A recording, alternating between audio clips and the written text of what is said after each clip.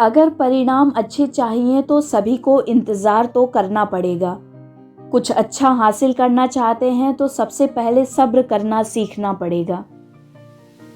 एक छोटी सी कहानी है एक लड़के की जिसका नाम रोहित था। उसके अंदर बिल्कुल भी सब्र नहीं था। वो जो भी काम शुरू करता चाहता था कि उसका फल, उसका परिणाम उसको बहुत जल्दी मिल जाए। उसके टैलेंट को देखते हुए उसके माता पिता ने उसे बिजनेस करवाया, लेकिन थोड़े ही दिनों बाद उसने उस बिजनेस को बंद कर दिया और ये कहने लगा, ये काम ठीक नहीं है, इसमें कुछ फ़ायदा नहीं हो रहा है, मैं इस काम के लिए नहीं बना हूँ, मुझे कुछ और करना है। उसके माता पिता ने उसके ऊपर विश्वास किया। उन्हें लगा कि अगर ये कह रहा है तो बात सही होगी, ये काम सही नहीं होगा, क्या पता ये उस काम को अच्छी तरीके से नहीं कर पा रहा हो, इसलिए फ़ायदा भी नहीं हो रहा है। उन्होंने उसे दूसरा काम खुलवा कर दिया, लेकिन उसमें भी उसे जल्दी फ़ायदा नहीं हुआ। उस काम को भी उसने बंद कर दिया, यह बोलकर कि यह काम मुझे ठीक नहीं लग रहा। उसके माता पिता ने 2-3 काम और खुलवा कर दिया ताकि वो लाइफ में सेटल हो सके, लेकिन वो हर काम के लिए ऐसा ही बोलता कि यह काम ठीक नहीं है, इसमें कोई फ़ायदा नहीं हो रहा, और यही बात बोलकर हर काम को कुछ दिनों बाद बंद कर देता। उसके माता पिता परेशान हो गए। उससे बोले कि इस तरह तो तुम सारी पूंजी नष्ट कर दोगे, तुम कोई भी काम नहीं कर पा रहे हो। रोहित नाराज हो गया और कहने लगा, आप लोग मुझ पर विश्वास ही नहीं कर रहे हो।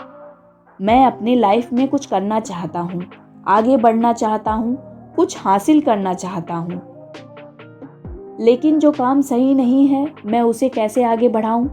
बिना फायदे के काम को आगे बढ़ाने में भी तो कोई समझदारी नहीं है। वो कुछ सुनने को ही तैयार नहीं था। उसके माता पिता परेशान हो गए थे।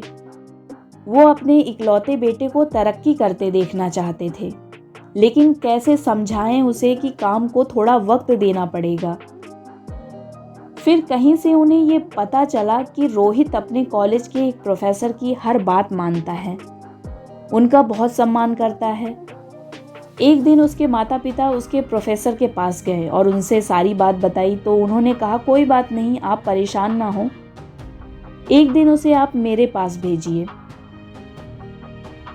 जब रोहित उनसे मिलने गया तो प्रोफेसर ने कहा, रोहित तुम्हें आम बहुत पसंद है ना, चलो तुम्हारे खाने के लिए आम तैयार करते हैं। रोहित को बात कुछ अजीब लगी। उसने कहा, आम तैयार करते हैं मतलब? प्रोफेसर ने आम की गुठलियों को रोहित के हाथ में दे दिया और बोले, जाओ जाकर इसे गार्डन में गाड़ दो, उसके बाद हमें आम मिलेंगे। अब रोहित को ये सब बातें कुछ अजीब लग रही थी, लेकिन प्रोफेसर की बात को टाल भी नहीं सकता था। उसके बाद वो गार्डन में गया और गुठली को गाड़ दिया। वापस प्रोफेसर के पास आया, थोड़ी देर दोनों ने बातें की, चाय पिया। उसके बाद प्रोफेसर ने रोहित से कहा, जाओ बाहर देख कर आओ, आम उग गए क्या, पेड़ बड़ा हुआ क्या?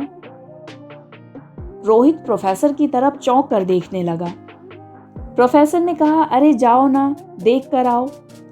वो गया देखने के लिए और वापस आकर बोला, नहीं, वहां कुछ भी नहीं है। प्रोफेसर थोड़ा उदास होते हुए बोले, अच्छा, कुछ भी नहीं है, चलो कोई बात नहीं। फिर प्रोफेसर रोहित से आगे बातें करने लगे, उसकी लाइफ के बारे में जानने लगे। थोड़ी देर बात करने के बाद प्रोफेसर ने फिर उससे कहा, जाओ अब देख कर आओ, शायद आम का पेड़ बड़ा हो गया होगा, शायद उसमें आम उग गए होंगे। उसने धीरे से कहा, सर आप कैसी बातें कर रहे हैं? लेकिन प्रोफेसर ने फिर कहा, अरे जाओ देख कर आओ, मैं कह रहा हूँ, जाओ। वो फिर चला गया देखने के लिए, पर कुछ नहीं था। वापस आकर प्रोफेसर से बोला, वहाँ कुछ भी नहीं है। प्रोफेसर ने कहा, अच्छा, मुझे लग रहा है कि हमने आम की गुठलियाँ गलत जगह बो दी हैं, जाओ उसे वहाँ से निकाल कर दूसरी जगह लगा दो। अब ये सब करते हुए रोहित को बहुत गुस्सा आ रहा था, लेकिन वो कुछ कह नहीं सकता था, प्रोफेसर को मना भी नहीं कर सकता था, इसलिए जो जो वो कह रहे थे वो करता जा रहा था। उसने गुठलियां दूसरी जगह लगा दी। फिर वापस आकर बैठकर बातें करने लगा। प्रोफेसर ने फिर कहा, जाओ अब देख कर आओ पेड़ आया क्या। उसने कहा, अरे नहीं, अभी नहीं आया। आप कैसी बातें कर रहे हैं, कैसे आएगा पेड़। प्रोफेसर ने कहा, अरे आएगा, अब तक तो उसे आ जाना चाहिए था, कुछ गड़बड़ है। ऐसा करते हैं, गुठलियां ही बदल देते हैं। और उसे दूसरी गुठली पकड़ाते हुए बोलते हैं, अब जाओ इसे जमीन में बो कर आओ। वो फिर जाकर उसे गार्डन में लगा कर आता है। थोड़ी देर बाद प्रोफेसर कहते हैं, अब जाओ देख कर आओ पेड़ निकला क्या, उस पर आम आए क्या। अब की बार वो चिढ़ गया और झुंझला कर बोला, अरे नहीं आए और आएंगे भी नहीं। इतने बड़े प्रोफेसर होकर आप ये सब कैसी बातें कर रहे हैं। इतनी जल्दी आम कैसे आएंगे, आपको ये समझ नहीं आ रहा। प्रोफेसर ने कहा, मेरी समझ में तो ये बात आ रही है, लेकिन इतनी छोटी सी बात तुम्हारे समझ में क्यों नहीं आती है। तुम एक व्यापार करना चाहते हो, उसमें अपना समय और पैसा दोनों ही लगाते हो, लेकिन कुछ समय बाद उसे बंद कर देते हो। तुम उसे इतना समय ही नहीं देते हो कि वो अच्छे से फल फूल कर एक बड़ा और घना पेड़ बन सके और तुम्हें अच्छे और मीठे फल दे सके। यही बात तो इतनी देर से समझाने की कोशिश कर रहा हूँ, ये बात तो तुम्हें समझनी पड़ेगी। ये कहानी हमें सिखाती है कि हम भी अपनी लाइफ में यही करते हैं। कोई भी काम शुरू करते हैं तो जल्दी से जल्दी हमें उसके नतीजे चाहिए होते हैं, फिर चाहे वो बिजनेस हो या नौकरी।